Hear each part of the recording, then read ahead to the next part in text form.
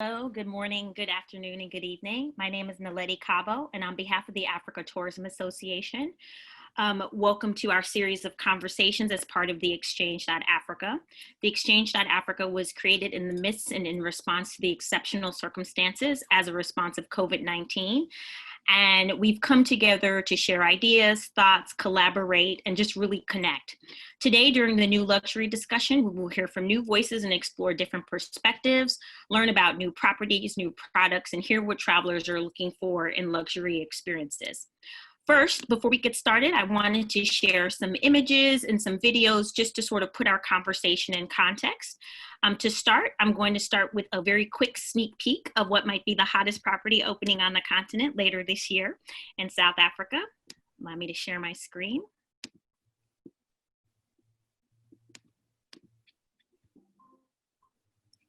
This is Kruger, Shalati.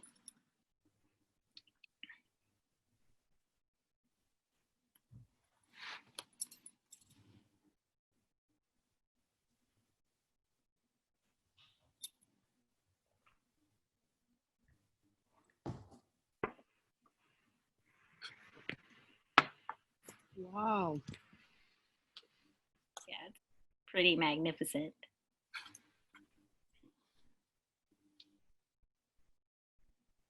So is it in a train? Yes, it's in a train in Judiet. We'll talk more about it when we get into the conversation. That was just a quick sneak peek, and we're glad we have Judiet Barnes here from Kruger Shalati to give us a little bit more information about it. Next, I just wanted to share with you just a quick look at one of the dynamic luxury companies up in the air that we'll be talking about this afternoon as well. Just one second. This is just a glimpse on their website, just in terms of the type of luxury experiences that they prepare for their travelers, and we'll be hearing from their founder and CEO just to talk about what it looks like putting those experiences together, who their travelers are, and what those travelers are looking for in travel experiences. As you can see, it does look pretty epic.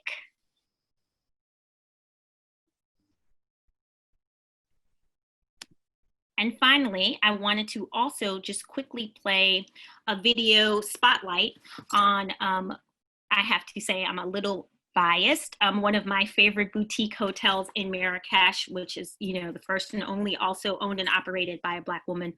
So please take a look at this video from BBC.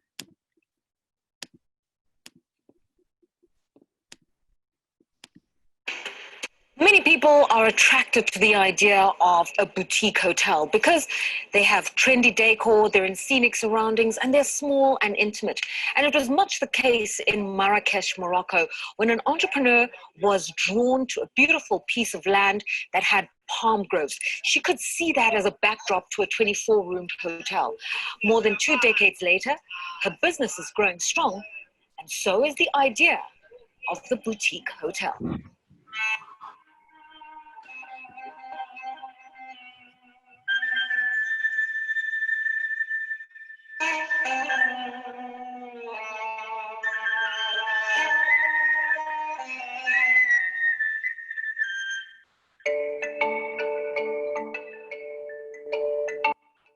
Welcome to Jnane Tamsna, a boutique hotel in the Palmeraie of Marrakesh. Come in.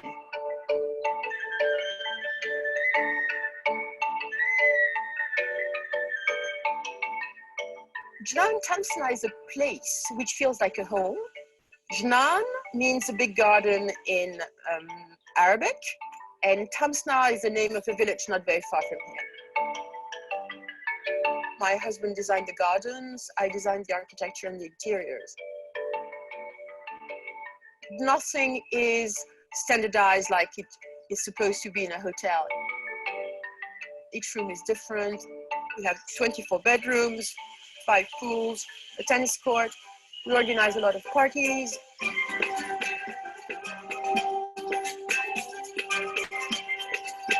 I designed the house around old elements. Like I had bought this old piece of wood, which I wanted to integrate in the sitting room to make a statement that this house was anchored into Moroccan culture and identity. The personal touch is absolutely key when you travel. because what you want is to be connected to the culture you're visiting. And you need the personal touch of an insider to open the doors to this culture.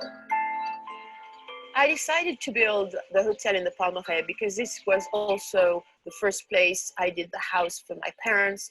I believe that the Palmeraie is the nicest place to be in Marrakesh because I need to be in the countryside.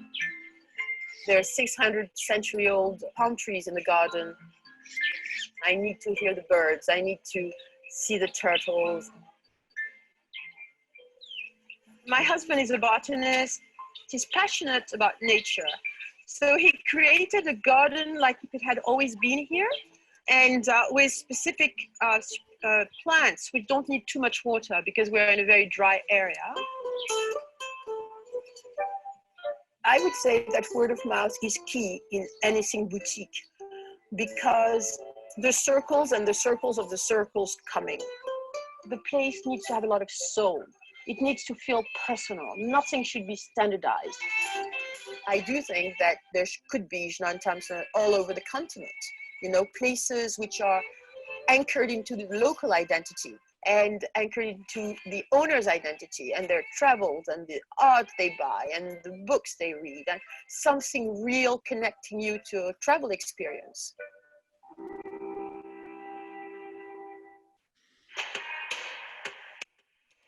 Watching In Business.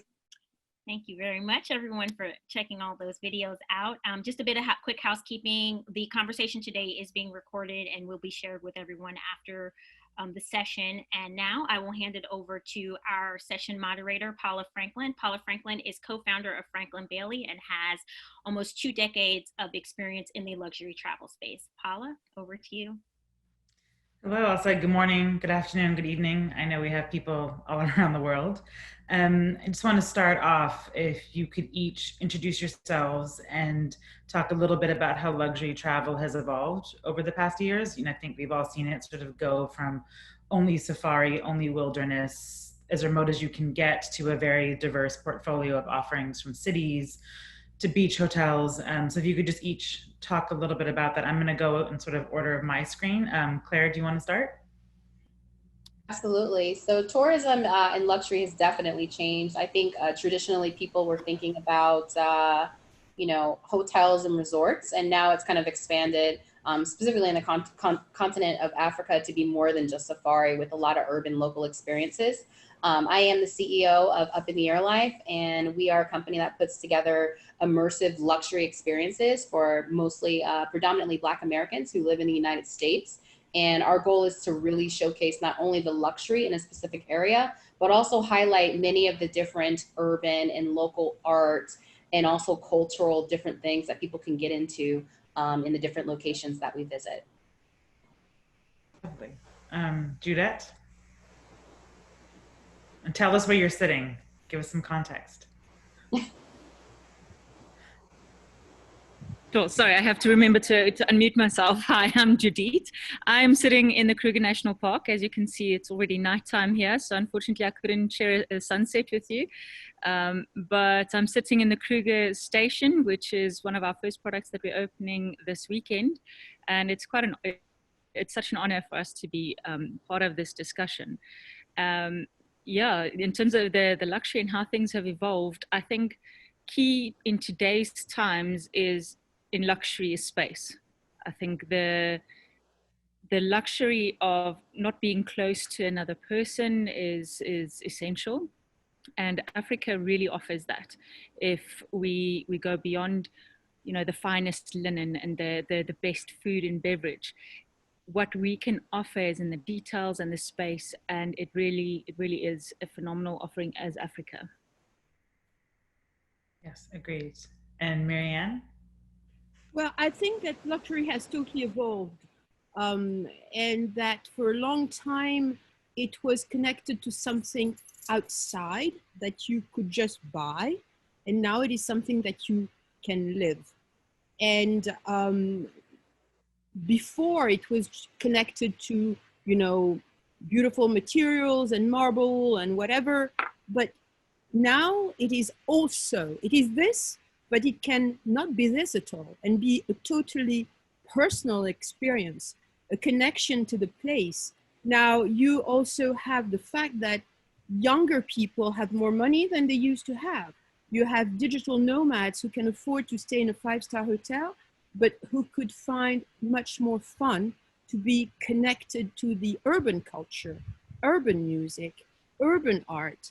And I think that the luxury is now as diverse as life, and that there's not one definition as when I was a child, where it was only five-star hotels. Now it's really, really broad.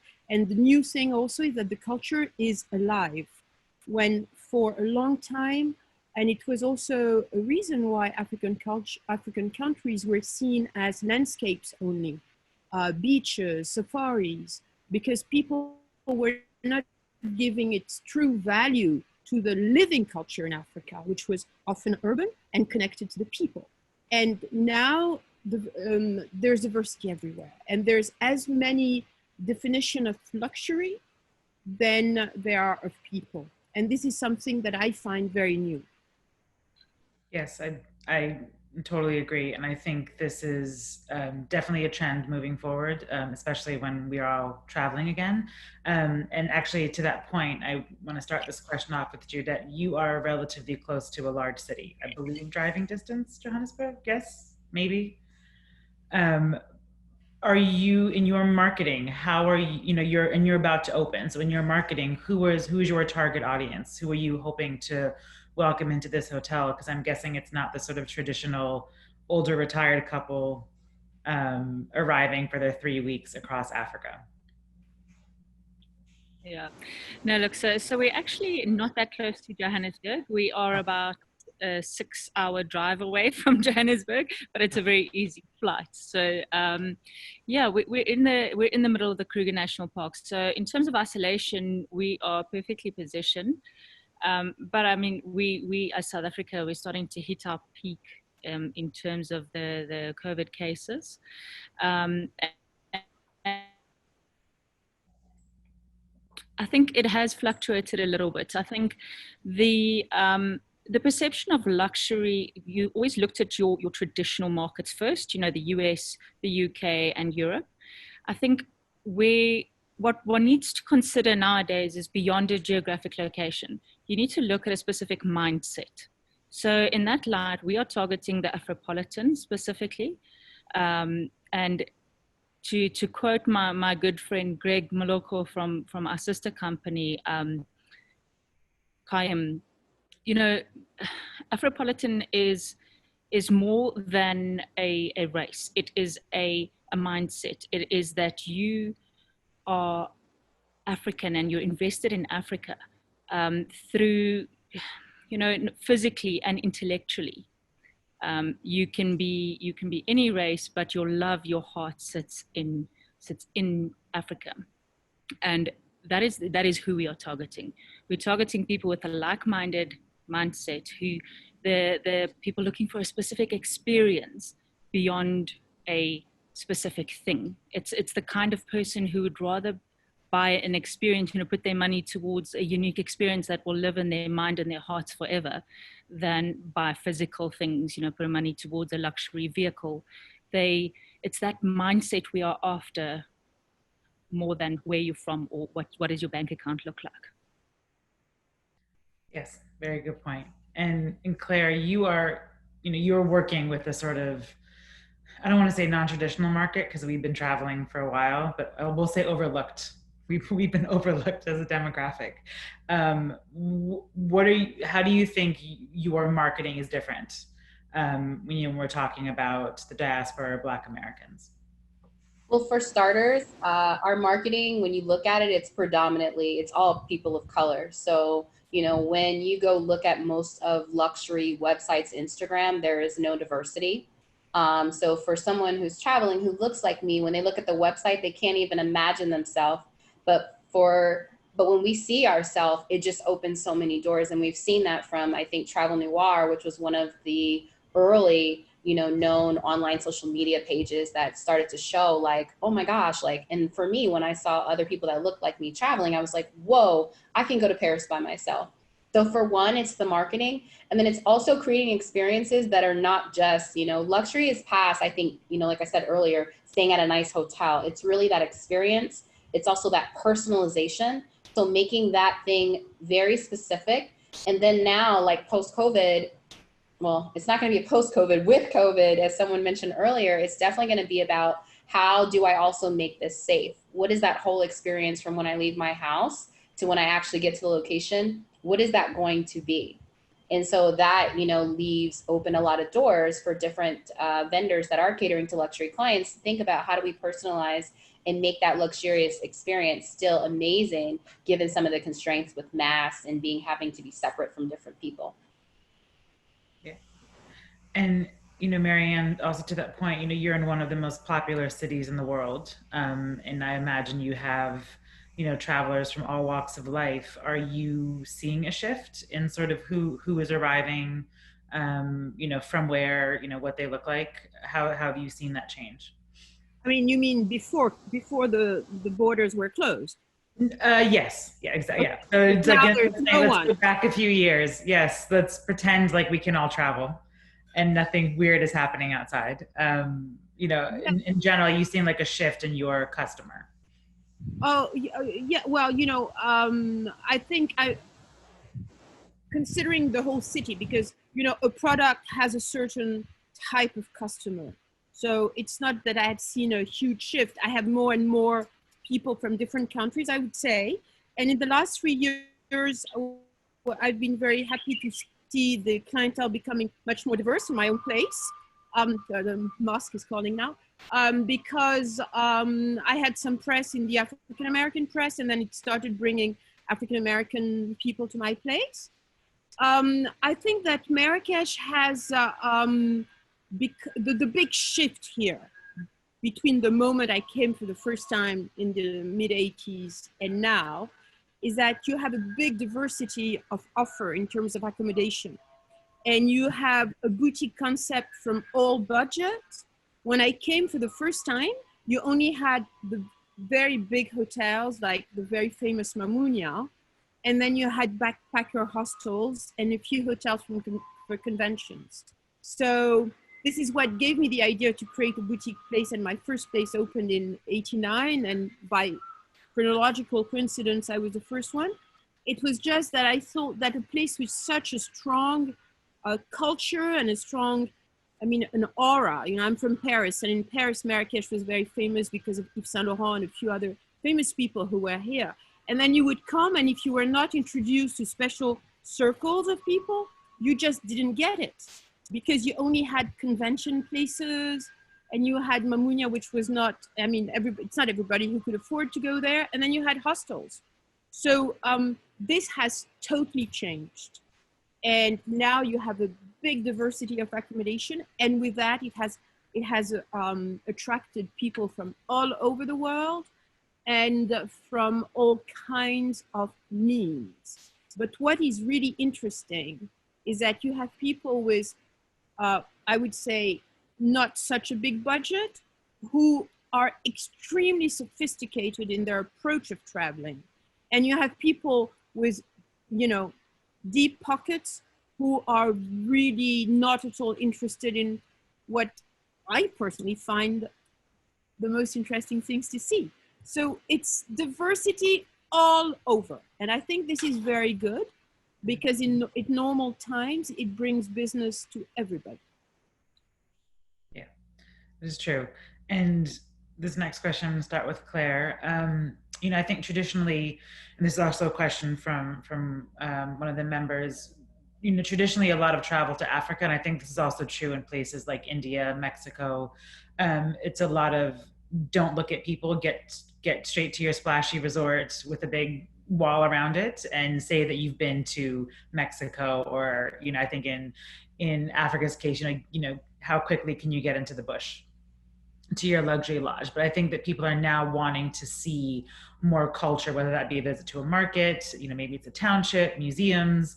How do you see that playing into the luxury market? And I guess, Claire, what are your guests asking to see? Yeah, so for my guests, because we are African American, we always want to incorporate aspects of the history in that specific location. We usually prime our clients up. So like before the trip, we have Facebook groups and WhatsApp groups for them to actually receive different articles, reading materials. We send them books on some of the trips so they can kind of educate themselves. But the thing that I think has been the most powerful is we partner up with organizations on the ground like Tastemakers Africa, which is a great company that reaches out and partners with a lot of locals. So their experiences are they're just super amazing, from different intensive urban arts walks to, you know, being able to connect more with locals that actually live and that are from the area, versus like going to like more some of the other companies that are, you know, the large companies like a Viator. They just have so many different unique experiences. So being able to partner with organizations like that, I think can enhance providing a more local and authentic experience outside of, you know, the general stuff people always go to. Right. And Meryanne, how are you seeing, you know, you mentioned that, you know, you have different guests wanting to do very different things, but are you seeing more of a desire to sort of see, I mean, it sounds a bit basic, but like the real Marrakesh, for lack of a better term? Well, the real Marrakesh is very easy. I mean, here it's, you know, you have the souk, you have the markets are very vibrant and very part of the real Marrakesh. So it's not as complicated as in some other places. But I think that all the people who are coming to our place, the simple fact that they choose a property like ours, which is very, I would say, lived in, authentic. There's a library. I mean, there's two pianos. I mean, it's really like a big family house, a bit big for a family house. And so people who would choose to come here, it's because they want to have a kind of real life experience where they can have cooking classes and they can walk in the kitchen. I mean, it's not like a hotel where you have a big waterproof wall between what the clients are supposed to see and the rest. But it is true that because Marrakesh is also 3 hours away from most European capital cities, we have a lot of people who, it's like the 15th time they come. So, and I think it's not only with our place, it's in other places. Many places have a very loyal clientele because we're so close to Europe. So the people who have come here many times, they come, it's just like, it's very familiar for them. They walk in the old part of town and then they come back to a place like mine, which is 25 minutes away from the center in the countryside. And they could just also stay 1 week without going out because they came with their computer and they work from the garden. And I think this is something which is going to be a very strong trend with the new, probably not with places like what Judiet is doing, but in many other destinations, and it can work also in Mexico, for example. People now, they have started to work from home. So why would you stay in a gray, rainy, cold place when you can just move with your computer in a place where in the sun for 2 or 3 weeks? And I think this is going to be the new big and strong trend of both hospitality and tourism, where people want to mix a bit of both. You see, for example, someone like me, who would, all my life, I would just hop on a plane to go to a wedding or to go to a party for 2 days in Europe. I will not do this again. If I will say yes to the invitation when this COVID thing is finished and everybody's back financially, because right now everyone is broke. But I would stay a whole week or 10 days. I'll go with my computer. I'll answer to my clients from wherever I am. But I feel guilty about the waste of just hopping on a plane for a weekend. And I have been speaking, many of my clients I've known them for so many years that we're friends. Everybody kind of feel the same.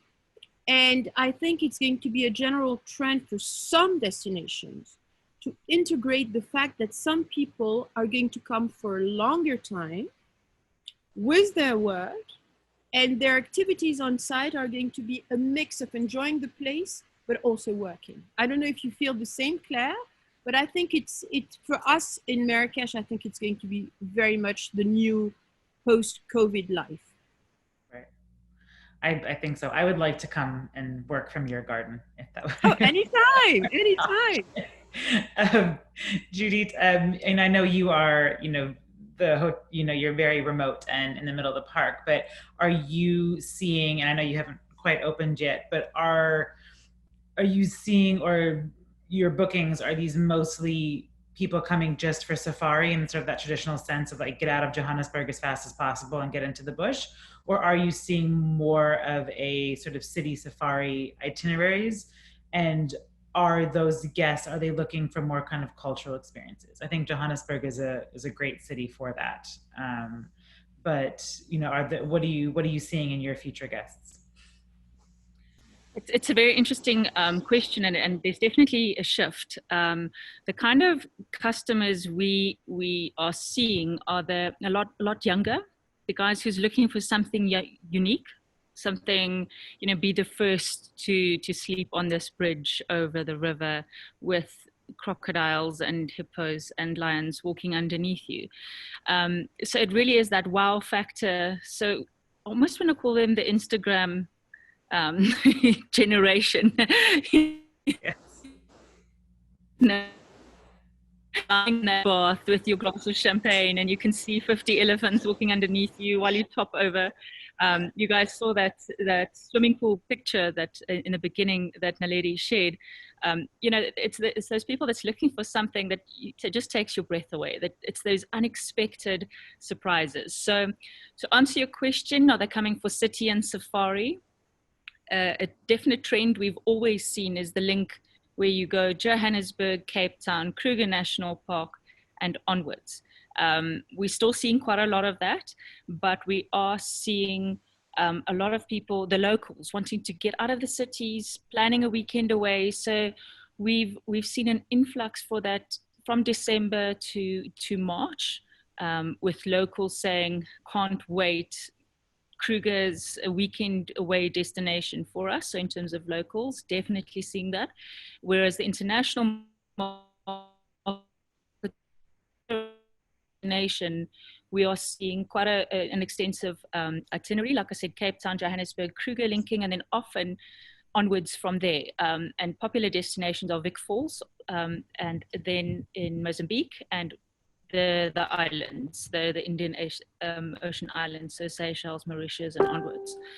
So it's a very interesting dynamic where people want to see cities, they want to see beach, they want to experience food and beverage, they want to drink the wines in South Africa, they want to see the animals. So it's really diverse, and what you'll see is people will often combine the most luxurious safari experience with the most down-to-earth place in the city. So it really is a blend, and I find that fascinating and interesting, and we so fascinated with where this young market, the millennials and the Generation X, the adventure seekers, the experience seekers, the ones who want the luxury, but it's beyond the touchy-feely bits. It's are you responsible? Are you sustainable? Are you, gearing towards that Instagram moment? So it's been a very interesting shift. Yeah. I mean, what's the quote? If it's on Instagram, it didn't happen.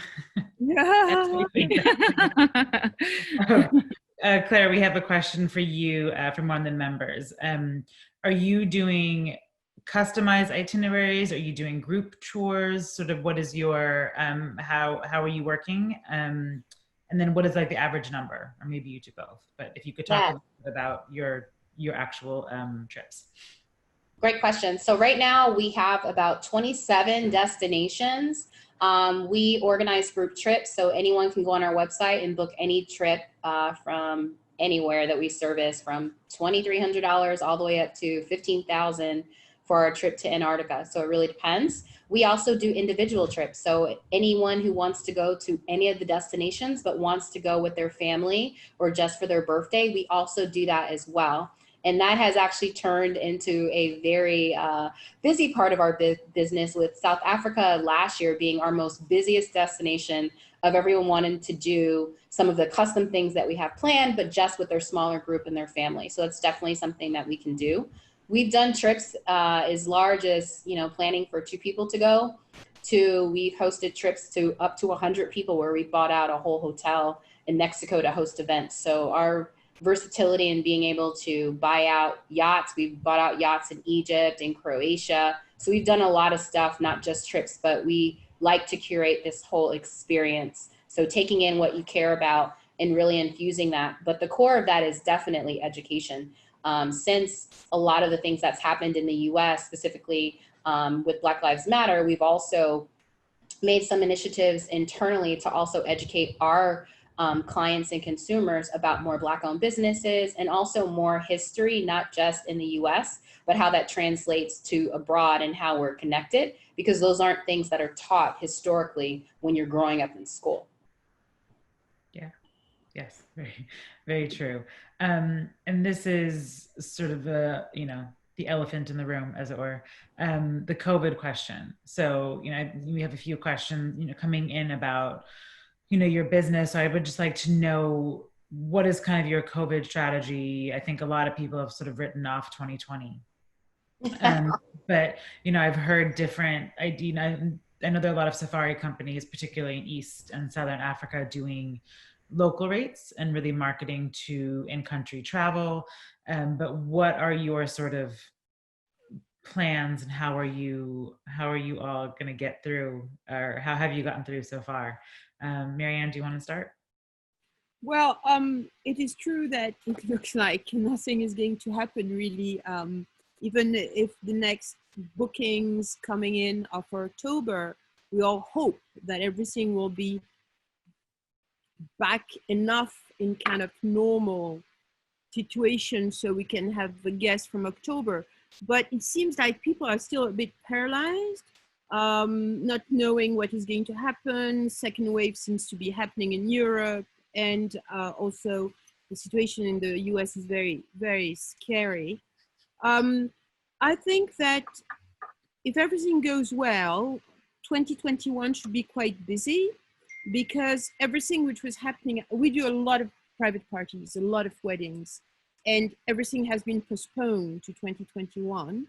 Plus the new request coming, it looks like it's going to be hopefully busy enough in 2021, so little by little we can cover the losses of 2020.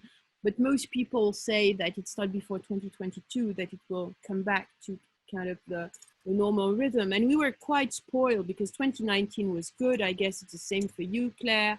I guess Judiet, in what you wear, it was also the same. And 2020 was going to be absolutely phenomenal.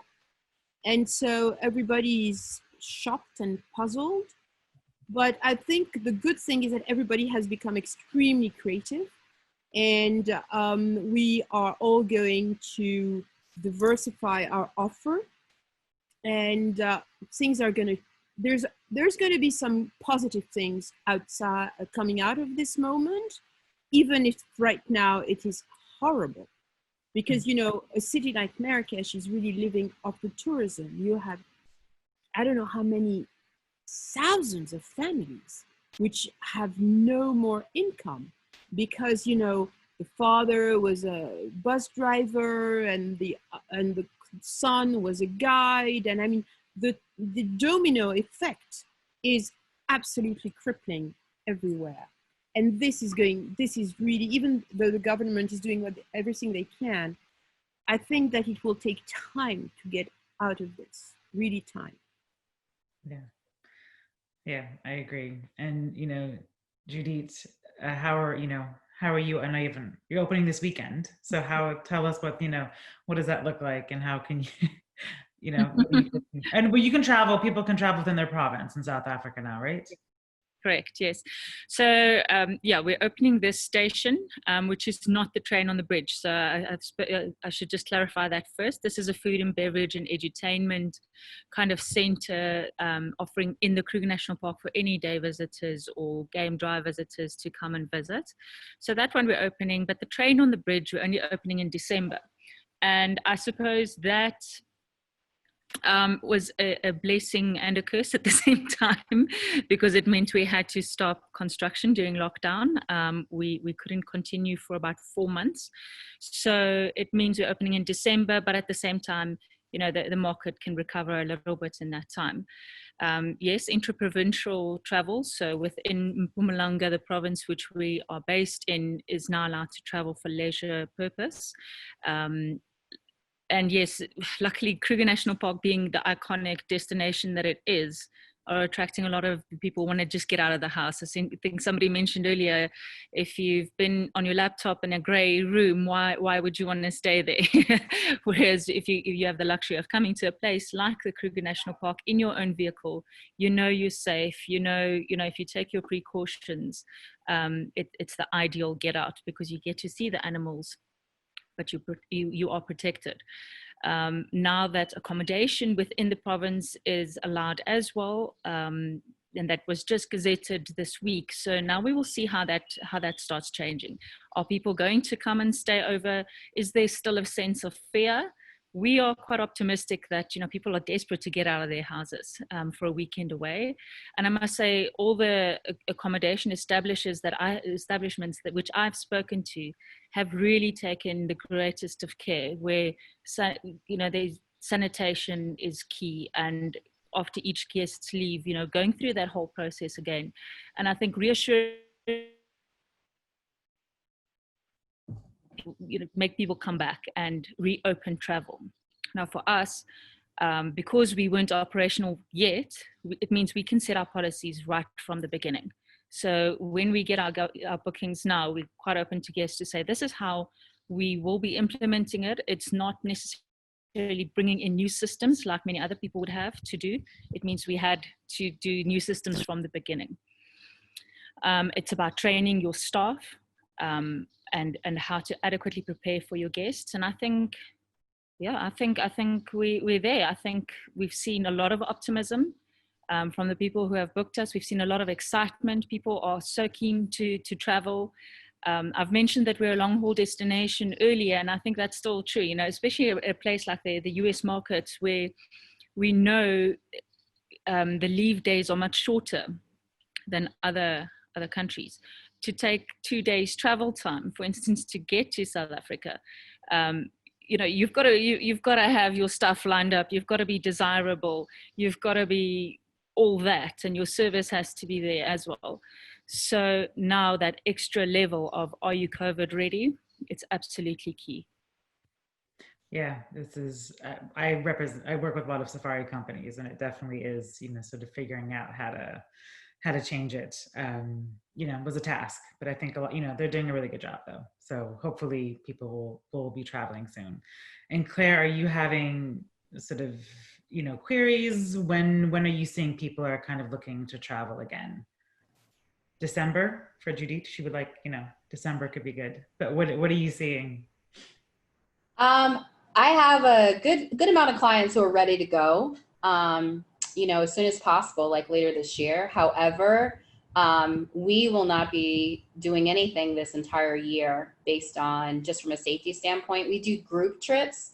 So from a group perspective, I don't feel comfortable bringing a group of African Americans that have been, you know, affected disproportionately with coronavirus on a group trip together. It just sounds like a disaster until we get closer to having like a vaccine and better ways to understand how to treat it. So for us, we're not going to be traveling until next January, most likely.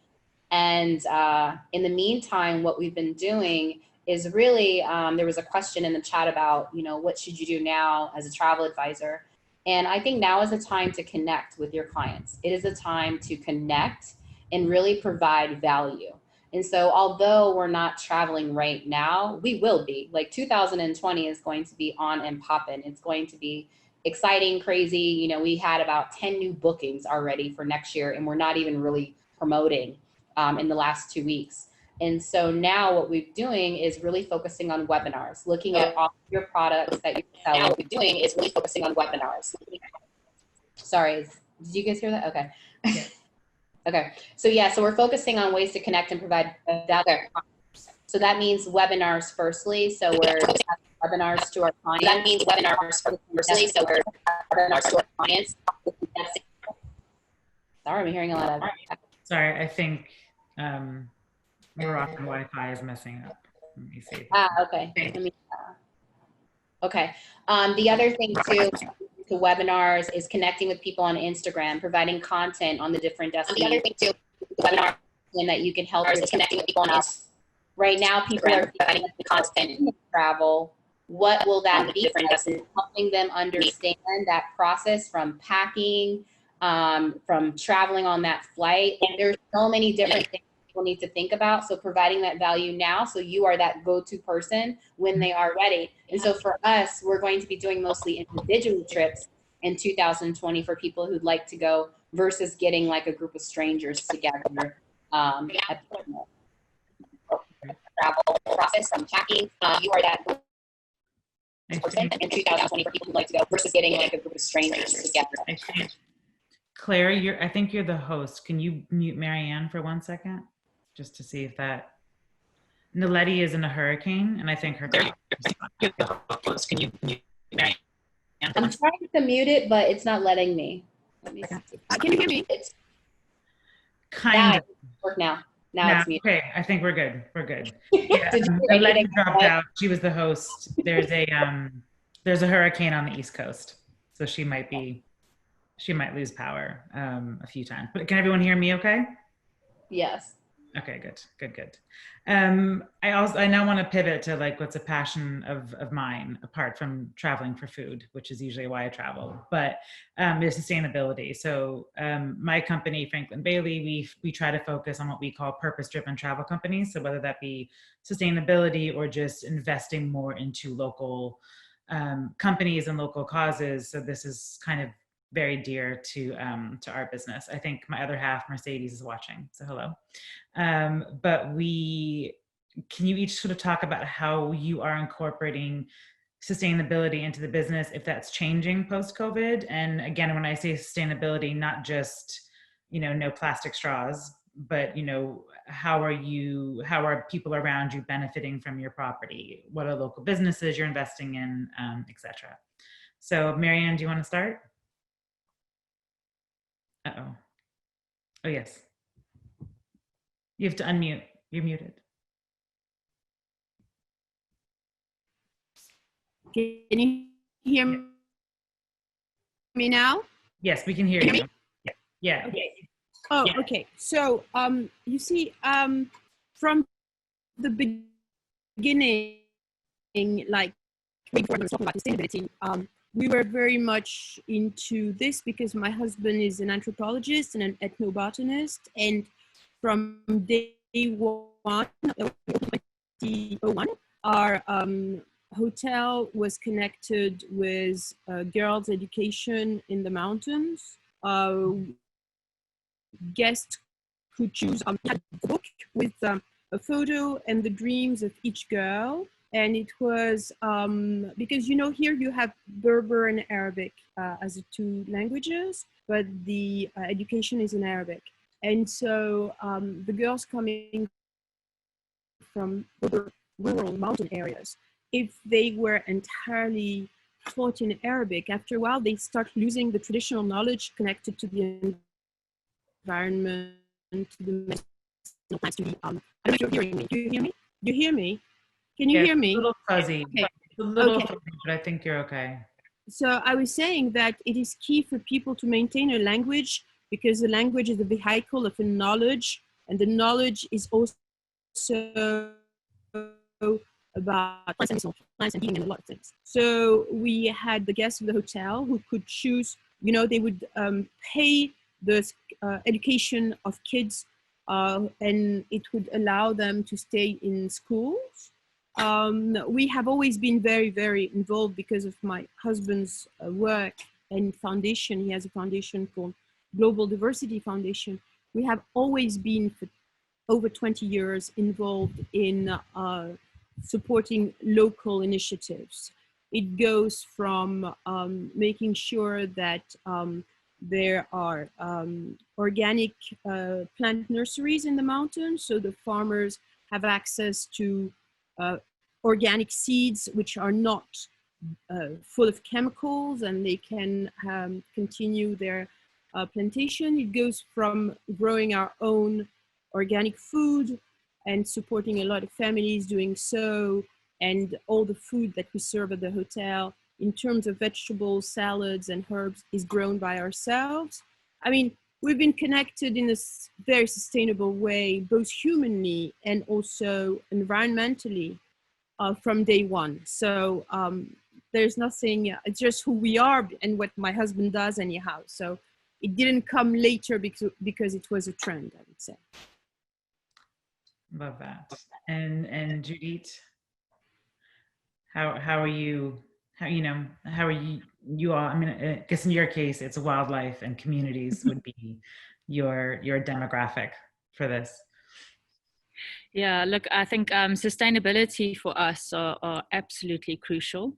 Being in a national park, obviously there's the eco side of it, like you said, not just using the plastic straws and so on. So let's start with the eco side of it. Is absolutely no plastic policy, but beyond that, we going to be solar driven. So we're busy installing a very large solar roof on our offices, which is just next to the bridge. I'm sorry. And then we, in terms of the economy and the social aspect, I think one of the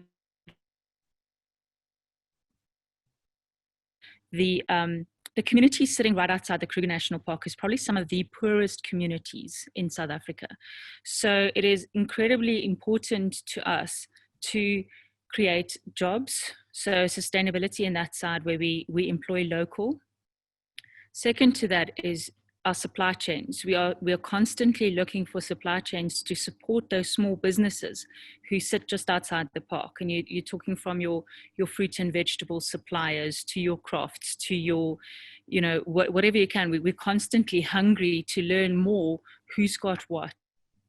And then to incubate some small businesses to help them grow. For instance, we've got a small bakery, two very enthusiastic entrepreneurs who started a bakery business just outside the park, and unfortunately they couldn't grow their business. So we've taken them, we've absorbed them into our business. Our executive chef is now personally training them, taking him under his wing from the baking aspect. We are then teaching them the business sense, and the idea is that within 5 years they break away, but they still sit with us. So then they become a supplier to us, but as well as the other lodges.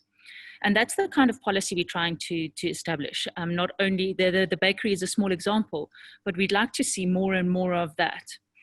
But absolutely, in terms of how we do our business, how sustainable we are in the long term, we are also the community is a shareholder in the business. And they have the potential to really increase their shares. So to with time over our 25-year concession, to grow more into the business, and they have the potential to, at the end of the day, own 80% of this product. Love that. Like that is, I think that it's those local small businesses, especially in the safari space, that is so key. And Claire, you sort of touched on this before by working with companies, like Tastemakers. I actually did a trip with them to the castles outside of Accra last November. So I just made it for year of return. But we, I think especially because your demographic is Black Americans, there's going to be even an increased interest to support Black-owned businesses, I think particularly on these trips to West Africa. But can you talk a little bit more about how you vet those companies and like how are your travelers really asking these questions or not? Because I don't want to assume, but what are they looking for? So I wouldn't say that all travelers are asking, but it is something that fuels me. Economic and generational wealth among Black people is definitely something that I am very, very focused on. And so we work with as many Black vendors as we can, locally owned vendors as we can. But a new initiative that, yes, I'll be calling you, Meryanne, But a new initiative that I've started, I am an expat and I live in Mexico. So what I've been thinking about is, the best way to actually make an impact economically is you teach someone how to fish. And so what I've done here is I pick one vendor a quarter that I work with to get them on Instagram. And I get them on Instagram, I teach them how to post, I teach them how to write captions, and more importantly, how to beat the algorithm and make sure they have the proper hashtags. So when people are coming to Mexico, they are attracting direct business. And so I started out with the woman who braided my hair. And within an hour, I had her Instagram up, and now she's on and popping. She's Playa del Carmen hair braiding on Instagram. She posts herself. She's gotten at least 7 leads and random people from her Facebook page. And so my initiative now is I'm working with a reporter in Nairobi. We're going to create a leave behind, like a 3 or 4 page document to educate travelers. And more specifically, we're starting out with expats because we live and we know locals. So we're creating a program that has a quick cheat sheet to educate them on how they can make a difference, because we all know how to set up Instagram and Facebook. And then 2, a step-by-step tutorial, and then links to YouTube videos in their language to get them started. This is only literally like a 90-minute investment. And this one investment will it will economically empower this person who literally stands on the street 10 hours a day trying to get people to braid hair. And now, because she has a Facebook page, she doesn't even have to go on it. There's a button that you click, it calls her phone. And so I'm going to be working with all the different Black expat communities as a starter to empower them with this information and really encourage them and start to track a dashboard of all the local businesses that we set up. Because we all know when people travel, they're going to Instagram. So let's empower these people locally so that they pop up when you're looking to get your hair braided. They pop up when you're looking to do something cool to do or a cool restaurant. And that is where I like to focus on, is purely the economic empowerment. And so while we're going to focus on the expat communities first, we're trying to figure out how do we actually operationalize this for travelers, because most American travelers are tired, to be honest. They're tired when they go on vacation, right? They only have 2 to 4 weeks off. So when they go on vacation, yes, they want to be involved, but they're also extremely tired. They spent 20 plus hours. So we're focusing right now on the expats who live, but we also want to do like a phase 2 long term to also connect them with people that are traveling on a trip, so that before their trip, if they know of a local business, they can connect them virtually to walk them through and set up their Instagram, set up their Facebook. It's these really small things that actually are going to make a huge difference long term to empower people. So yeah, I agree. And I think this whole idea of like, excuse me, social media and Instagram as a marketing tool. When I was in Ghana, I did the Tastemakers trip from Accra up to the Cape Coast, and was partnered with a local tour operator. And there were some other, it's like a Black friend group from Atlanta. They had found him on Instagram. Everyone else I saw at the Cape Coast were sorority groups and church groups. So these were all, I wouldn't say it was full, but everyone traveling, no one had gone through a tour operator, any of like I work in sort of working with magazines to get articles out. None of them had read these articles. It was purely, we saw it on Instagram. We found this guy and here he is. He's from the Cape Coast. He's amazing. So I think that is, it's a really, valid point, that just a good Instagram following or being able to search someone up where you go is key. And I should actually mention Kruger Shalati, like your parent company is a Black owned South African company, right? Yeah. Correct. Yes. Yeah. So we have, you have some new. We love train rides. We did the Brazil train ride, and it was just absolutely amazing. Going through Machu Picchu and Lake Titicaca, blew my mind. Yeah, that is, and probably arguably I guess a safer way to travel going forward. Although I should say that train is not moving, right? We're staying. You don't want to move it now with all the pretty plunge pools. But I think, our time is almost up. Is there anything else, any sort of, we'll call them last words, about, this space? I think one thing, maybe you can touch on it. You did a little bit, I think African cities in general, in terms of luxury. I've traveled around quite a bit, and I think, cities like Kigali, Accra, Johannesburg. I know everyone knows Cape Town, but I do think there are luxury experiences in all of these cities. So obviously Marrakesh. But I'm just sort of wondering, as you sort of say your final words, if you can talk a little bit about how the cities are playing in. Meryanne, you want to go first? Oh, oops. I think you're muted. Can I unmute you? Yeah, sorry, I didn't hear very well your question.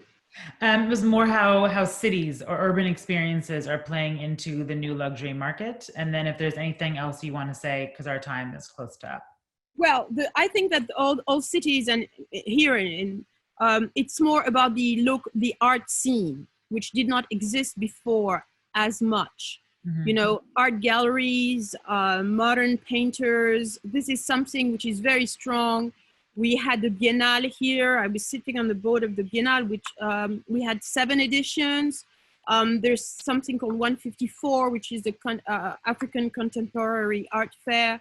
I think that this is the new luxury because it brought different people to town. People who were interested in the art world, and before these people would only go to New York or London, and now that they have discovered the vibrancy and the creativity of the African scene in terms of art, they're also coming here. So I think that this is what is new, a new type of luxury for me, yeah. The rest exists, but we have this on top. Right, that's new. And Judiet, how are you, sort of, you actually, we sort of talked about this a bit, but is there anything else you want to add about this amazing new hotel that you're about to open? Yeah, I think like it is a stationary train. What a lot of people don't realize is the story behind it. So I think many people find it interesting that when tourism started in Kruger, it really started on this bridge. So the trains in the 1920s would come in and park on that bridge, and there was no other way of visiting here. There were no roads and there were no camps. So we're really paying homage to that original experience where the warden at the time would welcome these guests. And for us, it's beyond, yes, it's a luxury. It's a luxury experience. It's a luxury train experience. It doesn't move like it did in the old days. It will have the finest linen. It will have the best meals. We've got a celebrity chef, as. But I think what's most important to us is creating it through the eyes of the guest. It is so important that experience and service is really what sets you apart. It's the attention to the detail. And that's really what we want to do. And of course, be proudly African. A lot of people often say culture and luxury can't necessarily make a mix. And I think you alluded to that earlier as well in one of your questions. But we want to challenge that and say, it absolutely can. You can have the most luxurious product that screams Africa without being the obvious picture people have in their mind of the giraffes in the sunset. There's so much more to it. And Meryanne mentioned the art. I think art is incredible. It's a language in its own, and art in all the forms, music, and visual art. So yeah, absolutely. I think we're just very excited to bring this product to life, which has been a dream for such a long time. And we're so excited to share it with the world, to show them this is Africa, this is African excellence. And we're as great as, if not better than the rest of the world.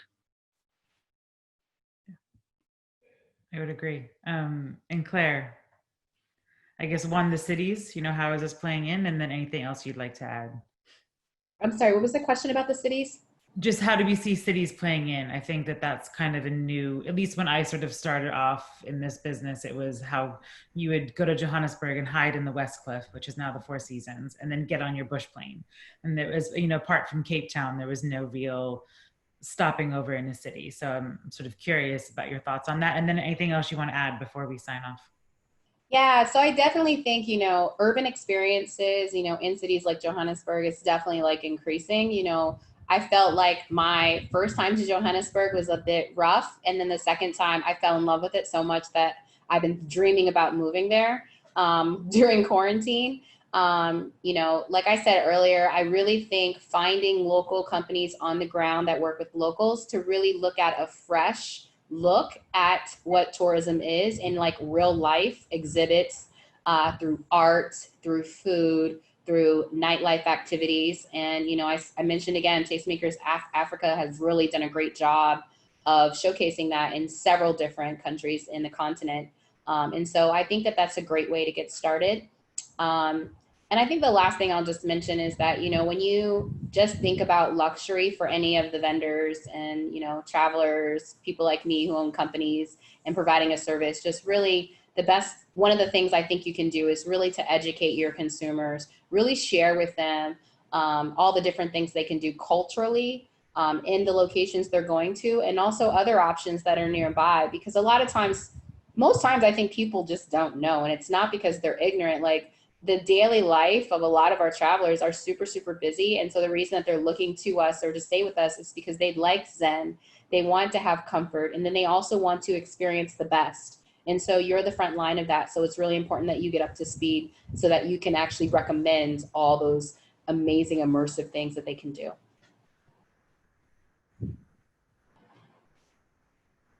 Thank you all so much. I'm now really wanting to travel and realizing that it's going to be a while until they let the Americans out. But hopefully I'll be, in Kruger and in Marrakesh very soon. And Naledi, like I said, they're in a hurricane. So I'm going to say goodbye on behalf of ATA, and for everyone watching, there's some really cool new panels coming up. We have Avita Robinson, a few more panels that are sort of a deep dive into safari. So just check your emails. And to the three of you, thank you. I guess two of you, good night or good evening. And Claire, have a good day.